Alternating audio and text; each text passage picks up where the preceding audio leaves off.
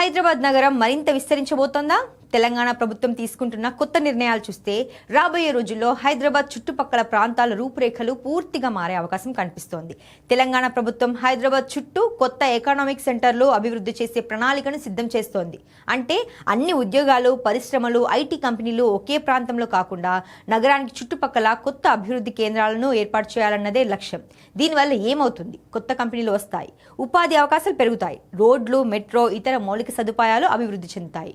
ముఖ్యంగా ఇప్పటి వరకు పెద్దగా అభివృద్ధి చెందని ప్రాంతాల్లో రియల్ ఎస్టేట్ కు కొత్త డిమాండ్ ఏర్పడే అవకాశం ఉంది. హైదరాబాద్ ఇప్పటికే దేశంలో వేగంగా ఎదుగుతున్న నగరాల్లో ఒకటి. ఇప్పుడు ప్రభుత్వం ప్రణాళికాబద్ధంగా నగరాన్ని విస్తరిస్తే భవిష్యత్తులో నివాస ప్రాంతాలు, కమర్షియల్ హబ్లు, ఇండస్ట్రియల్ కారిడార్లు మరింత పెరిగే అవకాశాలు కనిపిస్తున్నాయి. అయితే ఇది ఒక్క రోజులో జరిగే మార్పు కాదు. ఈ ప్రాజెక్టులు అమలు కావడానికి సమయం పడుతుంది.